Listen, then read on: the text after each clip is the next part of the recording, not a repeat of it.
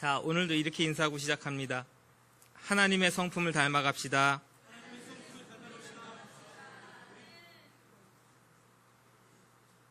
다시 한번 이렇게 인사합니다. 예수님 외에는 소망이 없습니다.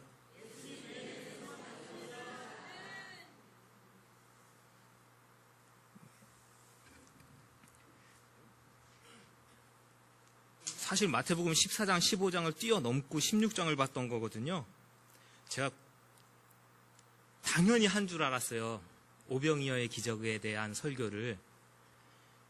사실 많이 했어요. 근데 주일날 오전에는 안 하고 수요일, 금요일 새벽 예배 때만 맨날 한 거예요. 그래서 2012년 설교부터 주일날 설교를 다 떠들어 봤는데 유독 오병이어에 대한 설교는 주일날 오전에 안 했더라고요. 지나간 걸 다시 되짚어 왔습니다. 좀 반드시 봐야 되겠습니다. 사복음서 기자가 모두 적고 있는 기사거든요. 그만큼 제자들에게도 아주 특별한 기억으로 남아 있었겠죠. 자기들 손으로 떼줬으니까. 약간씩 차이가 있습니다. 복음서마다. 조금 더 구체적으로 쓰고 있는 데도 있고 안 그런 데도 있고, 4개를 다 이렇게 펼쳐놔 봐요. 마태, 마가, 누가, 요한. 그러면 조금 제 구성들이 구체적으로 되어집니다. 여러 가지 설교할 수 있어요. 정말 자기도 배가 고팠을 텐데 그 어린아이의 고사리 손으로 떡 5개, 물고기 2마리, 그러니까 우리식의 떡 생각하지 마시고요. 그냥 우리 부침개 부쳐 먹는 것 마냥 밀로 된 동그란 떡입니다. 난 같은 거 있죠? 이렇게 뱉은, 동남아 쪽에 가면 뭐 이렇게 그냥 밀가루 아무 맛 없이 그냥 소금이랑만 해가지고 하는 그런 거예요. 그런 거 조그만 거 5개 도시락 싸줬겠죠. 물고기 2마리하고 먹으라고. 소중한 자기의 식량 먹을 거 꺼내서 예수님께 바치던 그 아이의 고사리 손을 보아라. 설교할 수도 있고요. 주제는 생명의 떡이신 예수님이죠. 생명의 떡이신 예수님입니다. 또는 다 먹고 12광주리에 남을 만큼 풍성하게 부어주시는 하나님의 은혜? 그것도 얼마든지 설교할 수 있는 주제이죠. 그럼 김 목사가 좋아하는 주제는 뭘까요? 누가복음 하면서도 설교했고 마가복음 하면서도 설교한 것을 들은 우리 수요일, 금요일 나오시는 분들은 김 목사가 이 본문 가지고 무슨 설교할지는 뻔히 보여요. 자, 예수님이 인기가 굉장히 많으니까 왜 인기가 많았냐면요. 치료자예요. 병든 거, 괴로운 거 예수님께 갖고 나오면 치료해 주십니다. 수도 없이 찾아오니까 그 옆에 비서 겸 쪼수 겸 했던 제자들이요. 너무 바빠요. 때로는 쉴 틈도 없이 음식 먹을 틈도 없었다. 누가복음 6장에 그렇게 얘기하죠. 큰 무리가 따르는데 예수님이 행하시는 표적 때문이에요. 근데 예수님은 그들을 불쌍히 여기십니다. 고칠 부분은 고쳐주시고 천국의 복음을 전하시는데 날이 저물어요. 제자들이 예수님께 좋은 의견을 제시하죠. 여기는 빈들이고 날이 저물었습니다. 무리를 흩어서 보내셔가지고 마을로 들어가게 한 다음에 각자 먹을 것을 사 먹게 하시죠. 한 게 마태, 마가, 누가복음에 공통적으로 제자들이 제안하는 바입니다. 그 예수님의 제안은요, 그럴 것 없다. 너희들이 먹을 것을 주어라. 그리고 요한복음 6장에는 구체적으로 빌립에게 딱 묻습니다. 야, 빌립, 우리가 어디서 떡을 사서 이 사람들을 먹이겠느냐? 그랬더니 빌립이 계산을 팍팍팍 돌립니다. 똑똑한 사람이에요. 주여, 각자 돈을 얼마씩 각출해도 200데나리온이 부족한데요. 돌려 얘기하면 이 많은 사람들의 먹을 것을 5,000명 것을 어디 가서 사와요? 여기 지금 100명, 120명 모인 거 먹을 거 사러 가려고 그래도 차 끌고 가야 되고요. 이 사람들 먹을 걸 어디 가서 사올 것이고, 금전적으로도 이건 불가능한 거예요. 다시 말하면 예수님께서 이 사람들의 먹을 것을 어디서 살까 우리가 구할까 라고 물으시는 그 질문 자체가 타당치가 않습니다.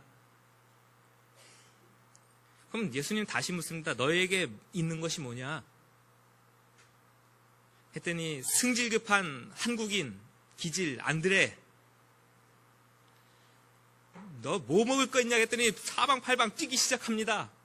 혹시 먹을 거 가지고 계시오? 해가지고 손에 들고 온 게 뭐예요? 떡 5개, 물고기 2마리가 어린 아이의 손에 있더이다. 근데 요한복음에는 이게 이 사람들에게 얼마나 될까요? 누가복음에는요, 이 모든 사람을 위하여 먹을 것을 사지 않고는 이거 가지고는 안 됩니다. 안 되는 건 안 돼요. 그래서 예수님이 그것을 손에 받으시고 축사를 하시고 직접 떼어주신 게 아니에요. 누구를 거치셨어요? 저는 그게 좋은 거예요. 그게 누구예요? 제자들이?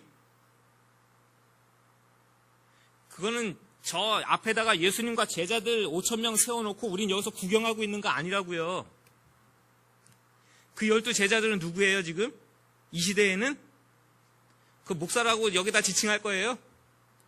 그렇죠. 그렇게 나오셔야 도봉손사교회는 정상적인 교회입니다.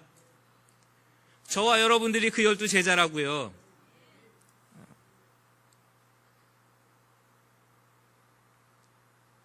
누군가의 필요를 예수님과 함께 채워줄 12명의 제자들이 나오고요. 누군가가 나의 필요를 채워주지 않나 기다리는 배가 쫄쫄 곪아서 5,000명이 나오고요. 예수님의 말씀을 다 같이 듣고 있고 다 같이 치유의 기적을 체험하고 있으면서도요. 예수님을 이리저리 쫓아다니면서도요. 예수님 앞에서 그렇게 헌신된 제자의 수는 항상 소수였답니다. 나는 예수님의 제자인가? 그저 얻어먹기를 간절히 사모하는 군중인가?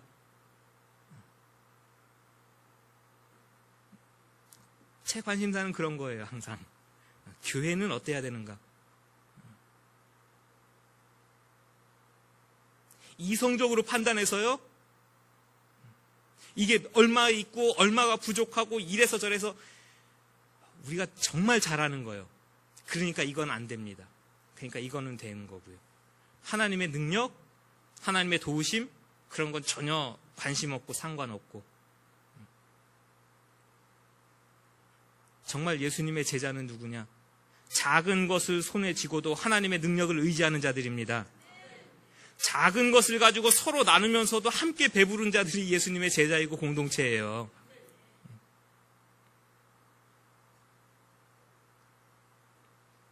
그래서 하나님의 나라를 확장하고 천국을 보여주는 선한 사역을 하고 영혼 구원의 사명을 감당하고 부족하고 억눌리고 때로는 굶주리고 지친 자들에게 그들의 필요를 채워주는 사명들, 교회가 이 사명을 잊고서 예수님의 뒤를 따라간다고요? 우린 예수님 오셔서 이거 가지고도 이만큼 만드시는 능력으로 우리를 채워주실 것을 간절히 사모하고 간구하고요.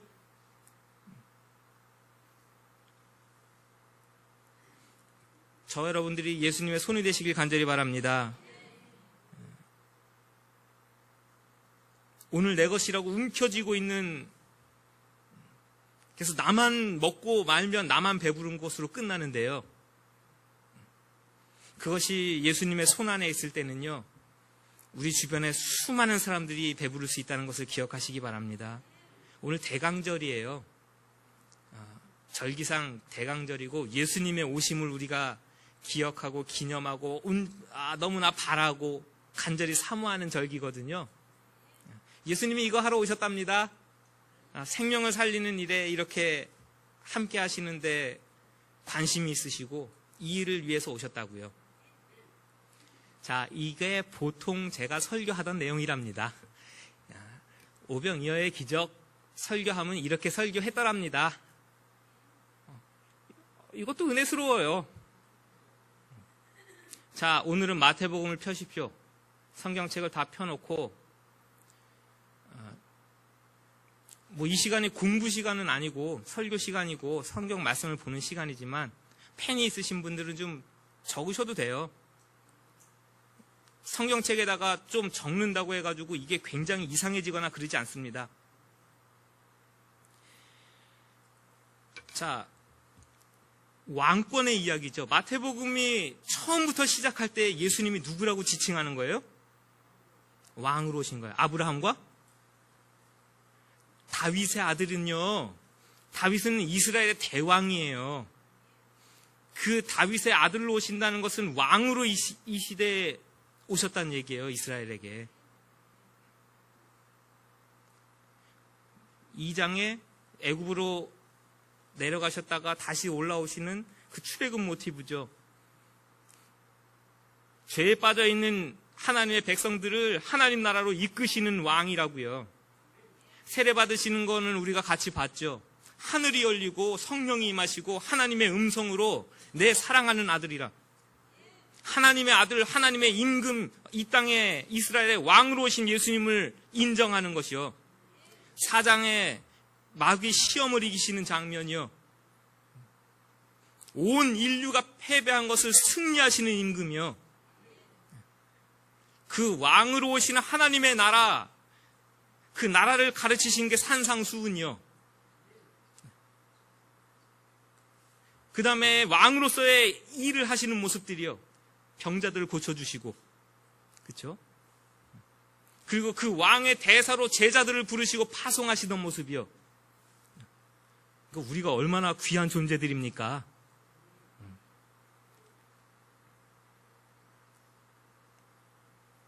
지금 14장, 15장도 그런 왕권에 대한 이야기가 굉장히 중심 주제로 차지하고 있습니다. 단순히 백성들을 몇 명을 먹여주셨고 뭘로 먹여주셨고 그 관심보다요, 예수님이 누구신가에 훨씬 더 관심이 있다고요. 자,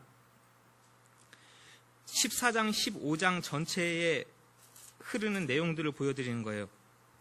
오늘 13절부터 21절까지가 5천 명을 먹이신 기적이죠. 그걸 A라고 해놓으시면 돼요. A. 15장으로 넘어가 보십시오.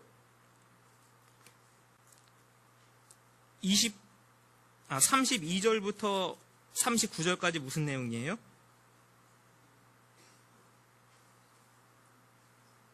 4천 명을 먹이신 기적이에요. 왜 5천 명을 먹이신 기적이 있는데 굳이 또 4천 명을 먹이시는 기적이 또 있어요? 대칭이에요. 그건 A-로 해놓으시면 돼요. 네. A가 있고 A-가 있습니다. 다 해놓으셨죠? 14장으로 와보십시오. 22절부터 33절까지는 삽입이에요. 중심 주제는 뭐냐면 33절입니다. 14장 33절 읽어볼게요. 시작. 배에 있는 사람들이 예수께 절하여 이르되 무리를 걸어오시고 풍랑을 잠잠케 하시고 다 뭘 보여주는 거예요? 하나님의 아들이에요. 이분이 예수님이. 예수님이 왕이에요. 사실은 이게 5천 명을 먹이신 이야기 앞에 있으면 훨씬 더 헤롯의 궁전하고 땅 해가지고 너무 대조가 쉬운데, 자, 그 다음에 B가 나오는 것이 34절이에요. 34, 35, 36절에 보면 이걸 세 절을 B라고 해놓으십시오. 치유의 사역이죠. 고쳐주십니다. 그럼 B-는 어디 있을까요? 4천 명을 먹이신 사건 바로 위에 보시면 15장 29절, 30절, 31절 예수님이 4천 명을 먹이시기 전에 고쳐주시는 치유의 사건이 또 세 절 고스란히 나오죠. 그거를 B-로 해놓으시면 돼요. 그러면 그 사이에 있는 게 C예요. 15장 1절부터 20절까지입니다. 거긴 예루살렘의 거짓 목자들이에요. 14절 읽어보실까요? 15장 14절. 시작. 그냥 두라. 그들은 맹인이 되어 맹인을 인도하는 자로다. 만일 맹인이 맹인을 인도하면 둘이 다 구덩이에 빠지리라. 이스라엘의 바리새인들, 서기관들, 지도자의 위치에 있다고 종교적인, 행정적인 위치에 있는 그 사람들, 외식주의에 빠져가지고요, 생명을 살아가는 것도 모르고 하나님의 법도 모르면서 맹인이 되어서 맹인을 인도하는 거짓 교사들, 그와 대조되는 씨 다시는 어디부터 15장 21절부터 28절까지요. 이 이방인 여인의 입으로 예수를 어떻게 고백하게 하시느냐? 22절을 읽어보겠습니다. 15장 22절 시작. 가나안 여자 하나가 그 지경에서 나와서 됐습니다. 뭐라고요? 주 다윗의 자손, 이스라엘의 왕이요. 그리고 뭐 해주셔요? 고쳐주셔요. 자, 이게 성경을 연구하시는 분들이 이런 식의 구조도 다 보는 겁니다. 그래서 A'가 있고요. 안으로 조금 더 들어와서 B'가 있죠. 고쳐주시고 여기도 고쳐주시고. C 오면요, 이 대칭 구조 안에서는 제일 중요한 게 어디 자리 잡느냐? 가운데예요. 그럼 이 14장 15장 안에서 제일 중심적으로 보고 있는 것은 예수님이 왕이시다예요. 어떤 왕이시냐? 예루살렘의 종교 지도자들처럼 외식적이고 가식적이면서 하나님의 뜻은 모르고 생명은 사랑할 줄 모르는 그런 종교 지도자 같은 왕이 아니세요. 이방인일지라도 긍휼력이고 불쌍력이고 그의 아픔을 돌아볼 줄 아는 왕이십니다.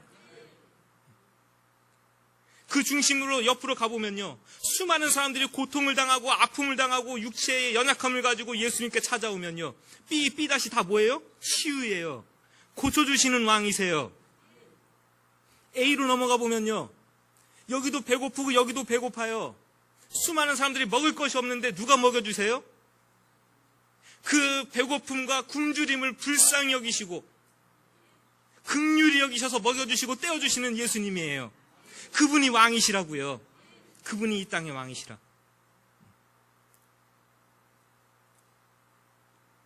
근데 그 왕과 전혀 대조되는 하나의 또 왕을 보여주시죠. 그게 14장 1절부터잖아요. 얼마나 명쾌한 대조입니까? 이 얼마나 명쾌한 대조예요. 그러니까 14장 1절부터 12절까지의 헤롯과 헤롯 왕궁에서 일어나는 일과 빈들에서 참 왕이신 예수님과 그의 백성들을 보여주시는 그 하나님의 왕국과 이 얼마나 명쾌한 대조예요.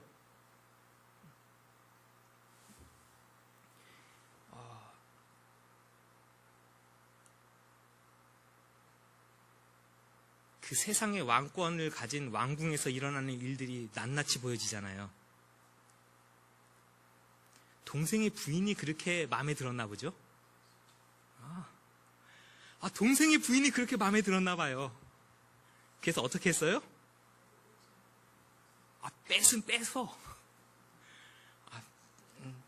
뺏어서 내 부인 삼아. 합법적이에요? 불법적이에요? 불법이에요. 그래서 세례 요한은 그것은 뭐라고? 그것은 불법이요 라고 얘기했습니다. 손 들고. 당신 그거 불법이요. 왕이라도 그건 불법이요. 했더니 그 왕은 어떻게 해요? 내가 왕인데 누가 나한테 불법하다고 얘기해. 법 위에 있는 내가 무슨 짓을 한다 그러는데 네가 뭐라고 뭘 얘기를 해. 해서 어떻게 해요? 세례 요한을? 잡아 가두면 그만이지. 말 못하고 떠들지 못하게 잡아 가두면 그만이지. 해가지고 잡아 가뒀네요. 훌륭한 왕입니까?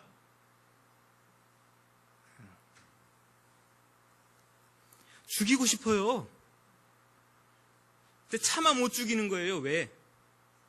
수많은 사람들이 세례 요한은 선지자로 인정해요. 하나님이 보내신 자를 저 왕이 죽였다 그러면 밀란납니다. 차마 못 죽이고 속을 끙끙 앓고 있는데, 자기 생일날 딸내미가 나와가지고 춤을 이쁘게 추는데 홀딱 반했네요. 뭘 줄까 너? 내가 너무 마음이 좋다. 그랬더니 뒤에 숨겨져 있는 실세가 움직입니다. 야, 세례 요한을 죽이자. 나에 대해서도 남편에 대해서도 이런저런 소리하는 그 사람 살려둘 필요가 없다. 그 사람 목을 소반에 담아달라 그래라. 그 왕은 그러면 어떻게 해야 돼요? 아무리 미워도 그 사람은 옳은 말 한 거예요. 자기가 잘못했고. 왕이라면 그런 판단은 있어야 되는 거고요. 아무리 옆에서 죽이자 그래도 내가 왕이고 내가 권한이 있으면, 정말 왕이면 그것은 하면 될 일이 아니고 그건 안 되는 거예요. 안 되는 거. 자기 내뱉은 말이 뭐 그렇게 대단해서, 사람들 시선이 뭐가 그렇게 대단해서 그것 때문에 사람의 목을 내어줬다고요. 이게 왕이냐고요. 뒤에서 뭐라고 하면 그대로 움직이고요. 사람의 생명 아무렇지도 않게 그렇게 죽여도 되고요. 불법한다고 얘기하는 거에 대해서는 묵살하고요. 이게 왕이냐고요. 마태복음은 저 헤롯 왕궁에 앉아있는 저 왕은 왕이 아니다라고 얘기하는 거예요. 이 얼마나 사회 기반에 대해서 뒤집는 거예요. 왕궁에 대해서만 그렇게 얘기한 거 아니에요. 성전에 대해서도 똑같이 했어요. 예수님께서. 썩어 문드러진 종교에 대해서도 똑같이 얘기하셨다고요. 예를 들어 드릴까요? 왜 종교 지도자들이 발끈했는지? 지붕을 뚫고 친구를 내리는 일이 있습니다. 중풍병자 걸린 친구들을 넷이 메고 와가지고 지붕을 뚫고 못 들어가니까 사람이 너무 많아서 지붕을 뚫고 친구를 내렸죠. 그때 예수님이 그 사람에게 한 말이 뭐예요? 그거예요. 내 죄사함을 받았느니라. 우리는 그냥 예수님이 죄사하는 권세로 말하셨겠거니, 그 말 듣고 왜 종교 지도자들이 발끈하고 난리가 났을까요? 아니에요. 그 얘기는 원론적인 얘기고, 실제적인 얘기는요, 죄사함이 지금 어디서 일어나고 있어요? 예루살렘 성전. 예루살렘 성전에서는 오늘도 제사 드리고 죄사함의 의식이 저기서 이루어지고 있는 거예요.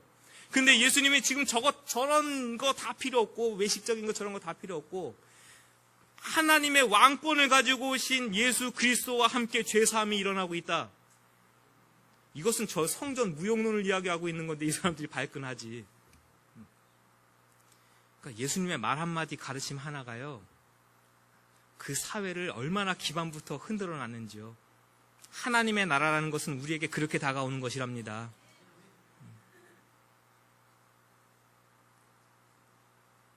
참된 왕을 지금 그려주고 있는 거 아니에요. 백성들과 함께 앉아서 참된 하나님 나라를 가르칠 수 있는 그가 왕입니다. 수많은 시간을 걸어온 백성들이 다리가 아플까 봐요. 그들을 불쌍히 여기는 마음을 가진 사람이 왕이 되어야 된다고요. 백성들이 아픔이 속이 상해가지고요, 고쳐주시는 그분이 왕이 돼야 되고요. 백성의 배고픔이 안타까워서 하늘에 축사하시고 서로 떼어주라고 나눠주는 그 사람이 왕이라고요.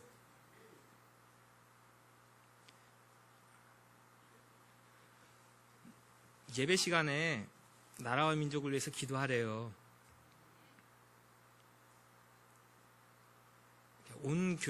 한국의 온 교회가 같이 기도하재요. 그 무엇을 위해서 기도할지도 우리가 명쾌해야 되잖아요. 이런 예수님과 같은 왕이 일어나길 기도해야 됩니다. 그러니까 예수님 외에는 소망이 없다는 게 맞는 거예요.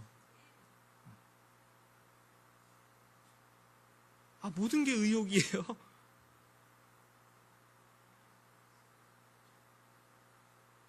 도무지 이해가 안 되는 것들이 추성이잖아요.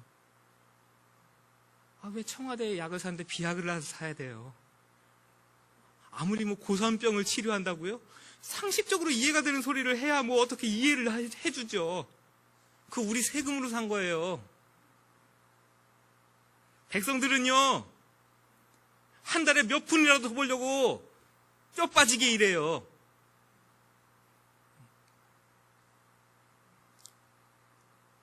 그 사람들은 볼 줄 모르고 그 위에서 수십억, 수백억씩을 이렇게 저렇게 움직이는 사람들이요,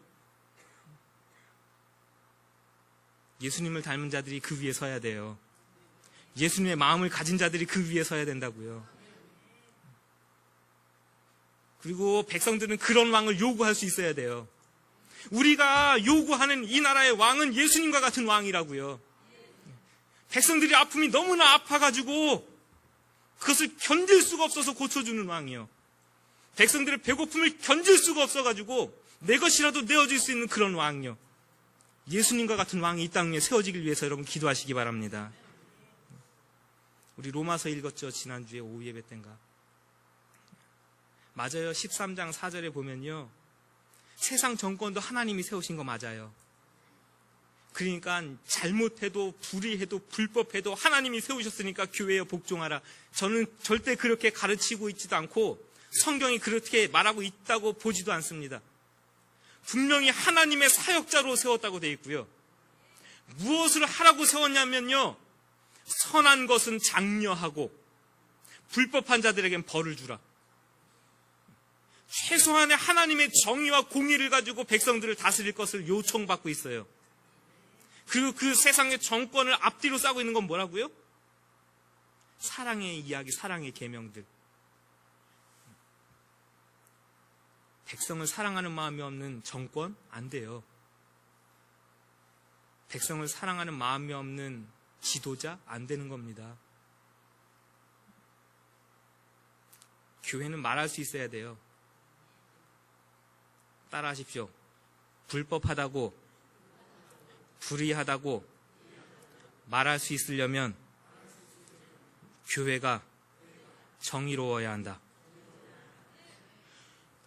우리가 도둑질하면서 도둑놈이라고 얘기하면 그거 정말 웃긴 사람들이죠. 교회와 성도가 불법하면서 저기는 불법하다고 손가락질하는 것만큼 아이러니가 없는 거죠. 도대체 누가 누구를 묻었다고 지적할 겁니까?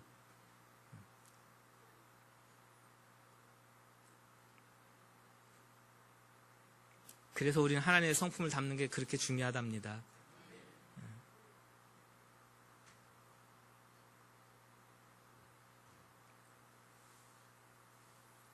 뭐 마음에 안 드셔도 용서하십시오.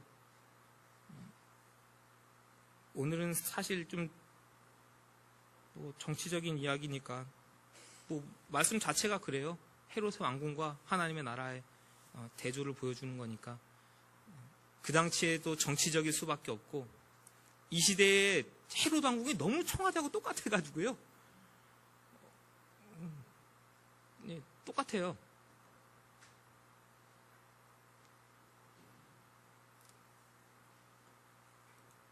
어제는 청년들하고 종로에서 모였답니다. 토론회 하는 날인데 종로에서 커피 한 잔씩 시켜놓고 아이들하고 토론 주제는 임신을 했는데 아이가 기형아 판정이 났다. 낳아야 돼요? 지워야 돼요? 그런 거 같이 이야기하고 토론하고 길 막히기 전에 니네들은 먼저 가라. 전 어디 갔을까요? 뉴스를 잘 보십시오. 김 목사를 찾아보십시오. 앉아가지고 기도만 하고 있으면 다 되는 거 아닙니다. 그래도 도봉성산교회 담임 목사라는 타이틀을 앞에 가졌으면 여러분 전체의 대표니까 전 대표된 자로 가가지고 교회의 목소리는 전달은 하고 와야 되겠기에 뭐 마음에 안 드신 분이 계실 수도 있어요. 여기 박사모가 계실 수도 있고.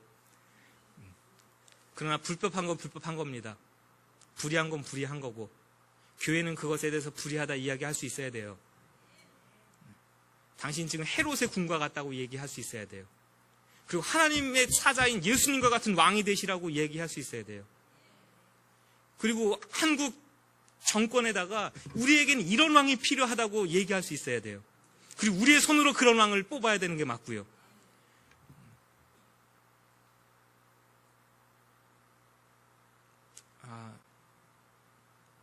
더 길게 설교 안 해도 무슨 얘기 하시는지 알겠죠?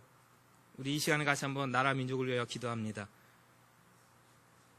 주여, 온 나라가 아파하는데 온 백성들이 이렇게 들끓고 일어나고 그 추하고 불의하고 불법하고 법 위에서 움직이고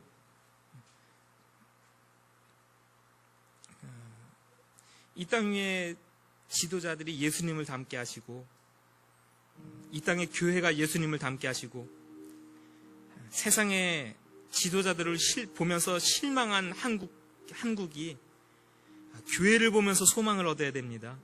예수님을 보면서 소망을 얻어야 되고요. 우리 교회가 그 예수님을 보여주는 올바른 통로가 되게 하시고 이 땅의 지도자들은 예수님과 같은 지도자가 일어나도록 이 땅을 불쌍히 여기시고 회복해달라고 이 시간에 아마 우리 온 나라의 교회들이 이것을 위하여 기도하고 있을 겁니다. 우리도 같이 이 기도에 동참하길 간절히 원합니다. 우리 나라와 민족을 위하여 우리 같이 한번 이 시간에 중보하면서 통성으로 기도합니다. 같이 기도하겠습니다. 마태복음 14장 15장을 같이 봅니다.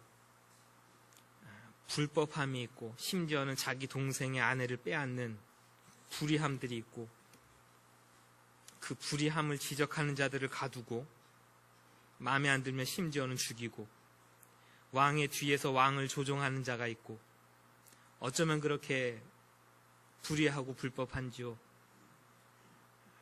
그리고 이 땅 위에 일어나고 있는 정권과 권력자들의 행태들이 어쩌면 그렇게 닮아 있는지 모르겠습니다.